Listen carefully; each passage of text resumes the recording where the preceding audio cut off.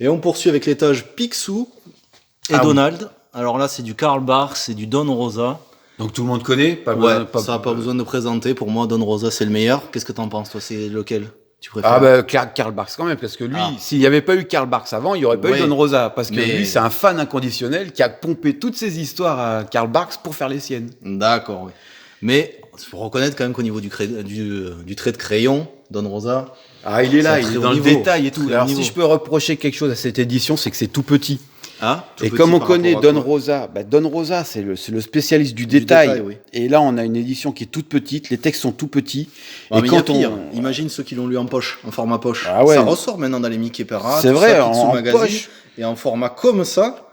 Et bien là, bon courage pour lire. Ah ouais, mais là, parce que moi, ce qui me plaît, c'est justement chercher tous les détails qu'a laissé Don Rosa, et c'est tout petit. Moi, je trouve que ça va encore, ça pourrait être pire, mais c'est pas un A4, ça? Je sais pas. Non, c'est plus petit, hein. Je dirais que c'est un A4 à peu près au format, mais légèrement plus petit. Ça va pas jusqu'en haut de la tranche. On a les trésors de Picsou qui sortent. Et ça, c'est quoi? Je le connais pas. Ça, c'est Romano Scarpa. C'est un autre auteur italien. Ouais. Donc pareil, qui a fait nous voir un peu pour Disney. Et lui, il mélangeait tous les. Alors il fait beaucoup Mickey avec le commissaire, je sais plus son nom. Et donc il mélangeait. Il y a l'extraterrestre, peut-être que ça va vous dire quelque chose là. Il a inventé cet extraterrestre. Je connais celui-là, tu vois quelque chose. Et il mélangeait aussi les contes de Disney. Voilà. Aussi. Et alors comme on peut voir ici, on a le perroquet des Tres Amigos avec Blanche-Neige, les sept nains. Donc il mélangeait tout le monde, lui. Il y avait le loup. Ah oui, les trois petits cochons. Le loup des trois petits cochons, il a un fils, le petit loup. Oh là là, mais ils ont tout petit loup-garou. Donc lui... Ils vont loin dans les idées. Ouais, il mélangeait tout. Bon. J'ai pris le premier. Faut avouer que j'étais pas trop intéressé, donc j'ai pas suivi. D'accord. Après, on a quoi là ici? Alors, les Gardiens de la Galaxie. Ça, on peut passer, c'est des trucs. Voilà. Et ici, on a quand même. Le manuel des Castors Junior. Eh ouais, tout le monde cherche le manuel des Castors. Mais tu sais que ça vaut cher maintenant, ça. C'est vrai? Il y a des gens qui l'achètent 15, 35 euros. Eh ben, moi, je l'ai. Voilà. Et donc. Il est pas trop abîmé, il est assez Il est pas mal. Alors, j'ai les deux, plus le manuel. Le volume 2. Ouais, j'ai le volume 2. Ouais. Et les tours de magie.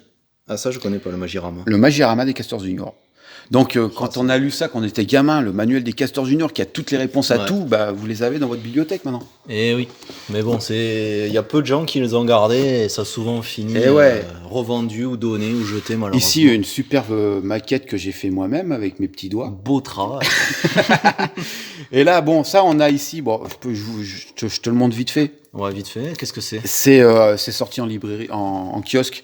C'est l'histoire des magiciens. Oh, est-ce que c'est la peine? J'arrive même pas à le sortir. Ça va être compliqué à sortir, on dirait. Ouais, alors, c'est bloqué. C'est bloqué. C'est un roman, c'est des Picsou. Non, c'est Mickey, Donald, Dingo, qui sont magiciens. C'est une série médiévale fantastique. J'arrive pas à le sortir, c'est trop. Non, mais c'est pas grave, t'embête pas, on va pas tout arracher. Bon, bref, c'est série médiévale fantastique. Ouais.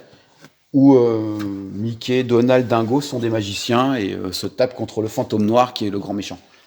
On passe. Alors. À Tardy, ici. Un petit peu de Tardy. Alors, Tardy, j'ai ici, ça c'est Nestor Burma, 120 rue de la Gare. Donc c'est excellent, hein, c'est du Tardy qu'on aime bien. C'est un peu aussi. Hein. Très comique, moitié comics, moitié franco-belge. C'est franco-belge, hein, le mec, il était à fond. On reconnaît son lettrage. Parce qu'on le connaît surtout, pas pour Nestor Burma, mais si on translate un petit peu par ici, on va tomber sur Adèle et la Bête et... Adèle Blanc-Sec. Voilà. Adèle et la Bête. Oui, là, je reconnais. Le démon de la Tour Eiffel. Je reconnais là, tu vois tout de suite, il y a un film qui est sorti de Luc Besson, avec justement le ptérodactyle qui se barre de... Voilà. Ici, on a le Jardin des Plantes. Alors, quand on a habité Paris et qu'on s'est baladé dans le Jardin des Plantes et qu'on retrouve la bande dessinée, c'est vraiment excellent, quoi. Et cet œuf, il y est au Jardin des Plantes, avec le ptérodactyle. Moi, j'y étais allé il y a longtemps, mais je me rappelle pas de ça. Si, il y est l'œuf. Je me rappelle pas. Et on a le ptérodactyle qui se sauve et qui fout le bordel dans Paris. Donc, il y a le film qui est sorti de Tardy. De Besson. De Besson.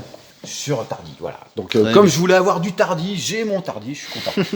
Après, on descend. Alors ici, c'est un peu le nawak. Il y a un peu n'importe quoi. On a, quand même, Last Man. La série de Balak. On m'en a beaucoup parlé de ça. Mais alors, c'est du manga à la française, à ce que j'ai compris. Pour moi, c'est pas du manga. Hein. Pour toi, non. Au niveau du style, ce n'est pas du manga, ça peut pas être du manga. Pourquoi ? C'est trop franco-belge, c'est trop aligné, droit. Les traits, tout ça ? Il n'y a pas de trait de vitesse ni quoi que ce soit. Pour moi, c'est de la BD française ou américaine à la limite, mais c'est pas du style manga. Voilà, c'est trop statique pour moi. Mais l'histoire, dans le principe, on est quand même dans le shonen avec une quête, un héros qui monte en puissance, tu sais, qui devient super costaud. Et je suis allé jusqu'au tome 7. Il y en a beaucoup ? Il y en a 14, je crois, un truc comme ça. 14. Et là aussi, on est à la fin du premier arc, il y a 2 arcs en fait. Ouais. Mais là, je vous spoil, la mère du gamin meurt. Et là, c'est la fin de tout. Et c'est difficile de reprendre derrière après la mort de la mère du gamin. Ouais. Et là, je vois que tu as une figurine, juste on va s'arrêter. Qu'est-ce que c'est ? Ça, c'est moi qui l'ai fait. C'est une maquette, c'est la guerre des mondes. Ah oui, je reconnais cette de Spielberg. Ouais. C'était complètement effrayant, ça. Ah ouais, t'as vu les 3 pattes ? Excellent. Ah ouais. Donc je l'ai mis là en attendant d'avoir rempli la... Très très joli. On allait, bien sûr, un petit rappel de Rosa, etc. J'avais mis Picsou, Donald, et on a les 3 gamins. Ouais. Ici, on a Pif Gadget, la véritable histoire de Pif Gadget, parce que je le lisais quand j'étais petit. Et là où je travaillais avant, chez Faute Imprime, on a donc fait ce bouquin, et j'ai eu la dédicace du rédacteur en chef de chez Pif Magazine, qui me voilà, et il avait fait donc ce petit. C'est l'histoire de Pif dans les années 70, quoi. C'était un truc très gaucho, hein. C'est l'humanité qui avait sorti ça. Ouais. Voilà. Ensuite, on a Cassius Belli, ça c'est sur les jeux de rôle. On a Boulet. Tout le monde connaît Boulet. Ça me dit rien. Tu connais pas Boulet ? Oh, c'est un mec il fait des blogs. Il a un blog. Quelque chose, ce style graphique là. Le gras, c'est la vie. Et donc, j'ai pris le premier des notes de Boulet. C'est toutes les BD qu'il a fait sur son blog qui sont réunies ici dans des trucs reliés. Alors, il y en a fait plein, il y en a 5 ou 6. Même plus. Born to be alive. Larve. Ici, on a des BD dont vous êtes le héros de chez Macaca. Et là, on commence un peu avec du manga, avec donc Lovecraft. De Go Tanabe. Voilà, qui a eu le prix Angoulême, je crois. Je sais plus en quelle année. Je sais plus quand. Ah, ça, ils aiment Angoulême. Dès que c'est du manga qui n'est pas du manga, c'est tellement beau. Attends, mais c'est tellement beau aussi quand même. C'est en couleur. Du manga en couleur. Mais qu'est-ce qui se passe ? Mais qu'est-ce qui se passe ? C'est fou ça. Ils sont fous ces Japonais. Mais il y a quand même c'est un noir et blanc. Après c'est du noir et blanc. Mais il y a vraiment un style graphique. Et on a vraiment, donc on a ici les montagnes hallucinées, dans la Bible du temps et la couleur tombée du ciel. Et je sais qu'il y a un film qui vient de sortir avec Luke Cage. Nicolas Cage ? Pas Luke, Nicolas Cage. Nicolas Cage. Il y a récemment là. D'accord. Donc voilà, on a ça. Le petit Nicolas. Ouais. Ici, on a, ça n'a rien à voir, mais c'est pas de la BD, mais c'est Edgar Rice Burroughs. C'est l'auteur qui a fait Tarzan et qui est à l'origine de... comment il s'appelle le gars sur Mars, là ? Je vois pas. C'est lui, là. Bref. C'est des romans, ça. C'est un roman, c'est des nouvelles qu'il avait fait à l'époque. Et c'est lui qui est allé à l'origine de tout ce qui était... la pop culture des années 30. D'accord. Superman a été inspiré de ça. Ah ouais. Parce que le mec, il arrive sur Mars, là, je sais plus son nom. Avec la vidéo, là, je suis un peu perturbé.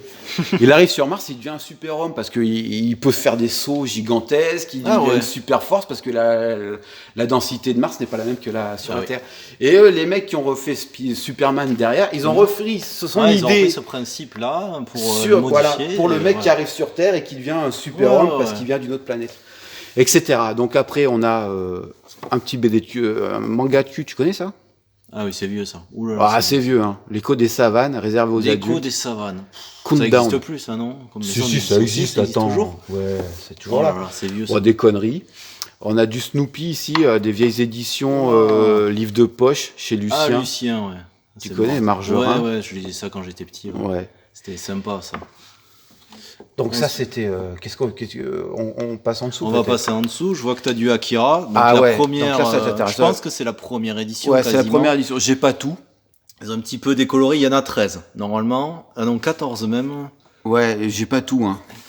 Mais ça, c'est le dernier. C'était l'artbook. Voilà, donc il y en a 13, plus l'artbook, ça fait 14. Voilà. Donc ça, c'est l'édition en noir et blanc ou en couleur, je sais plus. Noir et blanc. Non, c'est la couleur. C'est l'édition américaine qui a été reprise par Glénat en France. Donc c'est la version couleur. Colorisée, ouais. C'est la première qui est sortie en France. Mais bon, ça cartonne pas mal. Moi, je préfère quand même en noir et blanc, je pense. Moi, je l'ai jamais vu. C'était assez. Mais ils l'ont ressorti là, en coffret à 130 €, où il y a l'artbook et tout. Ouais, ça tout d'un coup.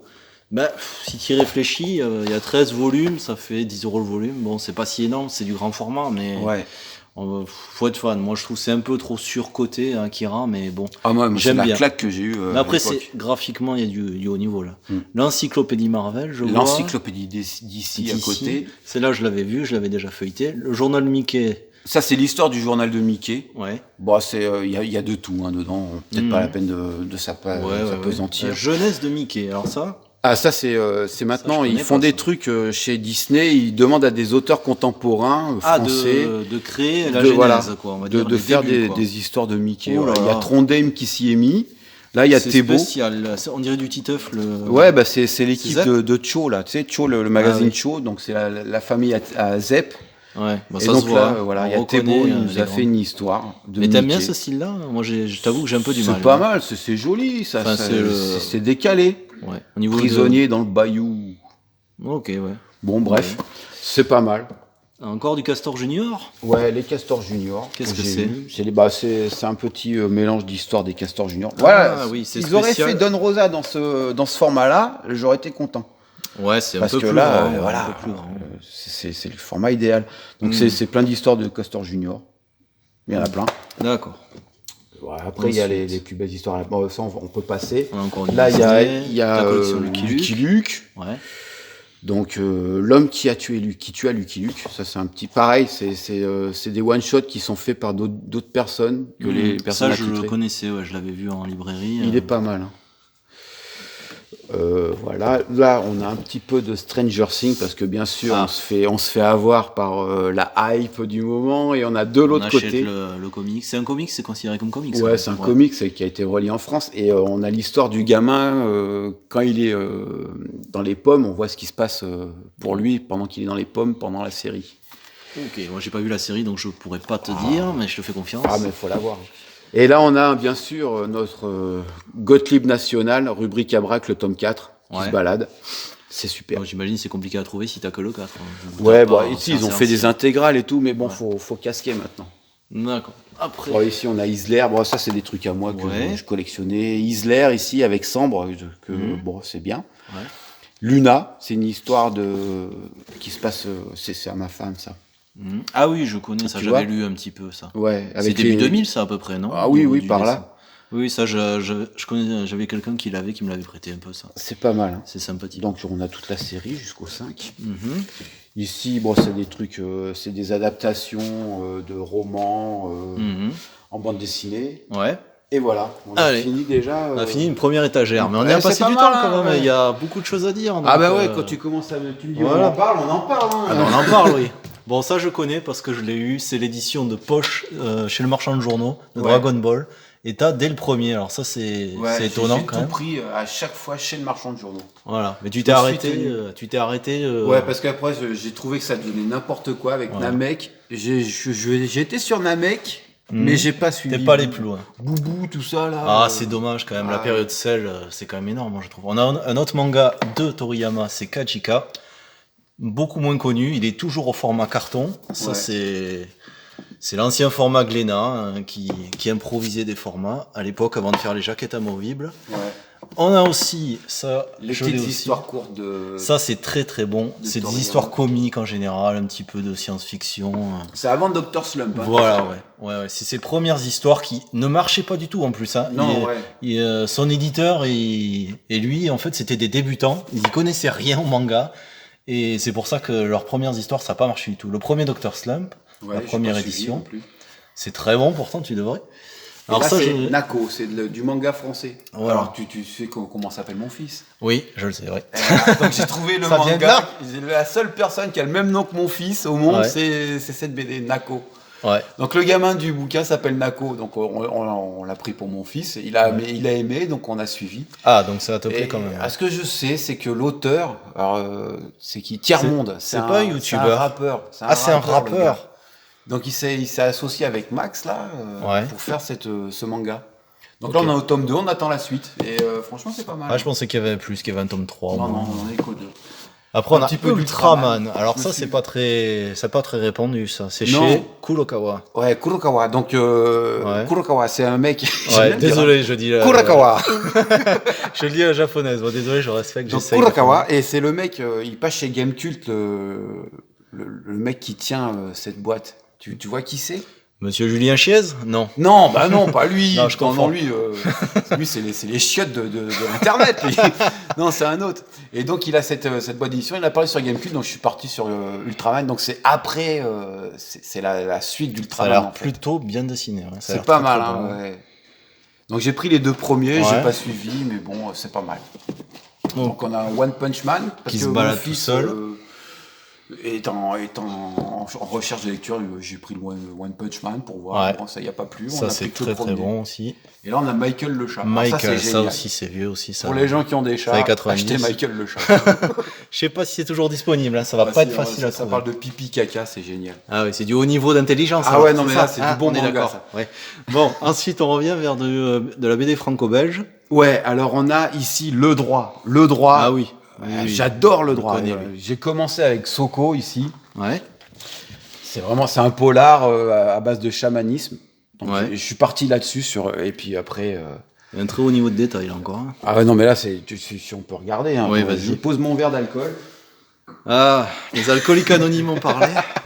Et voilà, donc on est vraiment sur du haut niveau de la bande dessinée. Ouais. Là, moi, là où je bossais avant, on a fait quelques bouquins pour Requiem. Ah oui, t'as imprimé oui. On a imprimé Requiem là. On a scanné. Impressionnant aussi. Hein. On a scanné les planches. Il faut voir que le gars, tout ça là, c'est découpé. Il découpe des bouts de papier qui collent par-dessus. Il y a un boulot de dingue. Montage. Ouais, c'est vraiment ouf. Bon, là, le lettrage, j'ai fait après, mais lui, il fait les cases et comme on voit, quoi, il y a de l'aéro. Ouais, franchement impressionnant. C'est vraiment c'est de la folie, quoi. Et j'adore. On est dans le polar, voilà, quand tu vois le coup de poignard, là, il fait mal. Hein. Donc voilà, donc on a Xoko dans la série. On a donc Requiem, la série Requiem ici. Ouais. On a Chat, c'est une histoire de sorcière. Ici, on a une des premières BD qu'il a fait, c'est La Porte Écarlate, pardon. Tome 1, Les Irradiés, il n'a pas suivi. Ah, ça, il n'y a pas eu de suite. Ouais, non, il a fait que le premier. Ouais. Bon, des fois, il y a des séries comme ça qui ne marchent pas, où l'auteur, il abandonne. Donc, comme on voit que Le Droit bosse avec Mills, je me suis dit, on va voir ce que fait Mills. Et là, je tombe sur ABC Warrior. Oula, c'est quoi ça ? C'est des... ça sent le Transformers presque, on dirait, non ? Ouais, c'est des robots psychopathes qui ont décidé de faire leur loi. Et c'est vraiment génial, quoi. Le dessinateur, je sais pas qui c'est entre les deux, là, Tommy ou Kevin, mais c'est vraiment...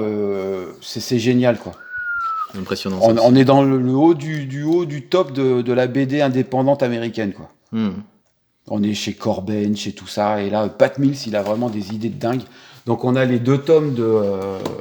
ABC Warriors. Ouais. Ensuite, on a un peu de La Quête de l'Oiseau du Temps. Ça, c'était joli. C'est le tome 5, j'imagine que tu as trouvé ça dans un vide-grenier. Non, je l'avais acheté, je voulais acheter les premiers, parce que vraiment, La Quête de l'Oiseau du Temps, c'est les premiers avec le dru, le petit animal qui fait dru. Le fourreux qui fait dru. Et donc, lui, c'est dans les premiers tomes, je les ai pas trouvés, j'avais acheté celui-là en me disant, je vais continuer, mais ça valait pas le coup, parce que... On n'a plus Loisel au dessin, hein, il fait que le scénario. Ah, il a passé le relais. Voilà. Ouais. Ensuite, on a Stan Evans. Donc là, Stan Evans, ce sont deux dessinateurs qui dessinent à 4 mains. Ah ouais. Ouais, et ils ont fait donc toute cette série qu'on voit ici, là. Tess Wood et Campbell dans Les Voyageurs du Temps, là. On va en parler après. Mais donc ici, ils ont fait cette BD avec Benoît Delépine, un mec qu'on connaît de chez Groland. Sur Canal+. Ouais. Donc l'imploseur. Ils ont fait ici aussi La Bombe avec Benoît Delépine, donc je les ai mis là. Et là, on peut passer Selection City, c'est bof. Et là, on tombe sur Bernie Wrightson, il faudrait avoir une émission rien que sur lui. Ah ouais. C'est un auteur de bande dessinée américain qui a été à l'origine de Swamp Thing chez DC. Ouais. et qui a fait ses séries à lui, donc avec... alors c'est très difficile à trouver en France. Oui, c'est pas trop édité, c'est compliqué donc à on trouver a maintenant. Captain Stern ici, là. Il a fait donc cette édition reliée. J'ai en version kiosque, c'est en petits comics qui sortent tous les semaines. Captain Stern aussi. Et après, tout ce que j'ai pu collecter de lui, bien sûr, ce qu'on va connaître le plus, c'est Creepshow de Stephen King, le film. Donc la BD qui a été faite par Bernie Wrightson de Stephen King, Creepshow, tout le monde connaît. Donc c'est lui qui est à l'origine de tout. C'est les contes de la crypte. Non, c'est Creepshow, vraiment Creepshow. Faudra que si tu l'as pas vu, faut le voir, Creepshow. Donc c'est des petites histoires, c'est un peu au conte de la crypte. Ouais, ça reprend le personnage un peu, il y a une inspiration, je sais pas lequel a créé. Ah non, mais ça avance. Et là c'est génial. Bon là c'est en couleur, c'est moins joli. Mais dès qu'on prend le noir et blanc de Bernie Wrightson, ici comme on voit là, épique et creepy, Bernie Wrightson, alors là on a du noir et blanc et on a tout vraiment ce qui fait on voit les postures des gars, c'est vraiment génial. Donc là-dedans, il prend du Edgar Allan Poe, il prend du Lovecraft. Ouais. Et c'est vraiment... c'est beau. Je vois ça, t'es en admiration. Là. Ouais, vraiment, quand tu regardes... c'est percutant, là, ce genre de page, de chapitre. J'adore. Ouais. Allez, on va continuer un peu. On continue. Qu'est-ce qu'on a d'autre ? On a toujours Crumb, on peut pas passer à côté de Crumb. Quand on est aux États-Unis, la contre-culture, c'est Crumb, donc Mister Natural, Frankie Fount. Donc voilà, des super bandes dessinées, super détaillées, super recherchées, super haut perché. Et c'est vraiment génial, tu vois, comment il voit les gonzesses, tu vois. Voilà. C'est très exagéré tout ça. Le mec, il est un peu perché. Ouais. Ensuite, on a ici Sillage. Bon, Sillage, ça je connais bien. Gens doivent j'ai suivi un temps. J'aimais beaucoup le style graphique de ça, le dessin. J'ai lu les 3 ou 4 premiers. Voilà, pareil. C'est pareil, on me l'avait prêté. Là, on a Big Guy, donc toujours Frank Miller, avec un mec américain qui fait... tu vois les petits détails, là, il a tout fait à la main, le gars. Oh là là. Et donc, tout est truffé. Et il y a Hard Boiled dans la même série. Avec ça a passé du temps dans les cartons, je suis désolé. Très mauvaise idée ça. Et donc là voilà, on a tout. Wow. Tu vois les trucs. Hallucinant. Donc là on a Kaiju qui attaque les États-Unis, il y a Big Guy le robot qui va venir lui casser la gueule. Et c'est tout en détail. Ouais, c'est vieux, c'est tout en détail. Ils ont passé un temps fou là pour dessiner ça. C'est de la folie, On a du détail, de la folie de ouf. Ouais. Allez, on continue. Qu'est-ce qu'on a d'autre? Alors on a été là. Là, on a toute la série des Joe Team. Ouais. Ici, BD franco-belge, on peut passer. Ouais. Megalex, ça c'est pas mal. C'est Jodorowsky, on va y revenir plus tard. Et on tombe sur Petit Luc, un auteur que j'adore vraiment beaucoup. Il a été surtout connu pour, si je trouve, Les Rats, pas Couche Blues. Donc là, j'ai que le 7. J'ai tout lu à la bibliothèque quand j'étais petit. Tu les as pas retrouvés après. J'ai pas retrouvé, j'achète quand j'en trouve. Donc Petit Luc, Les Rats. Et là, on a les gestes de Gilles Dechain. Donc il s'appelle Gilles, ça m'a fait plaisir. Et le dragon démon, c'est un peu l'obscurantisme contre la science. À l'époque des Lumières, donc c'est en 2 tomes. On a Amour volatile aussi, c'est un canard qui se retrouve à avoir une conscience. Ouais. Et qui se dit merde, je vais finir en foie gras, ça va pas. On a ici. C'est triste pour lui. Ah ouais, Ni Dieu ni bête. Alors ça c'est pareil, c'est excellent de Petit Luc. C'est les singes qui sont dans la jungle et qui se demandent qu'est-ce que c'est que la musique. Il est très philosophe, Petit Luc. Et il se demande qu'est-ce que c'est que l'âme humaine, pourquoi nous on est traités comme des animaux, pourquoi les humains... Pourquoi ils subissent et pas nous. Et voilà, et donc il y a 3 tomes, c'est excellent. D'accord, t'as l'intégrale alors. Et après, alors encore mieux, La foire aux cochons, toujours de Petit Luc. Ça, c'est le purgatoire de tous les enculés qu'il y a eu sur Terre. On a Hitler, il est où Hitler ? Il est là, Hitler. C'est la moustache. On a Lénine, on les a tous. Il y a Staline, il y a Staline, il y a Himmler, il y a tout. Voilà, et ils sont tous réincarnés en cochons. Vous avez été des enculés sur Terre. Ils subissent, les pauvres. Ils subissent. Voilà, ils subissent. Vous serez tous des cochons. C'est la justice. Et ils vont tous finir à l'abattoir. Et ils se demandent, mais qu'est-ce qui se passe ? Et alors, ils passent leur vie de cochon, ils se font tuer, ils finissent en pâté, et ils reviennent des cochons. C'est vraiment... C'est le cycle infernal. Voilà, quoi. Vous êtes des enculés, c'est bien fait pour votre gueule. Vas-y, mollo sur les gros mots, quand même. Attends, mais quand on passe à Rank Xerox, on peut être que vulgaire, je suis désolé. C'est du Bon, cul. ça, c'est assez connu. Ah, c'est génial. Et donc là, j'ai pris celui-ci parce qu'on voit que c'est Alain Chabat. Et Qu'est-ce oui. qu'il fait là, Alain Chabat, là? Il a été Il est scénariste. Ah, du oui. 3 de. Parce qu'il faut savoir qu'il n'y avait que 2 numéros, j'ai pas le premier. Donc ça, c'est un numéro spécial, le 3 ou... Non, c'est la suite, mais la il y suite. avait. Alain Chabat Liberatore, c'est un italien. Il a décidé, Alain Chabat arrive, je fais le 3. Et voilà. Après, je vois qu'on a du Conan. Donc, on a Conan, on a Seul, ça c'est pas mal pour les enfants. Je le conseille pour les ados. Ça. Ils ont pas fait un film? Ils ont fait un film, c'est pourri, mais la BD est très bien. D'accord, ok, très bien.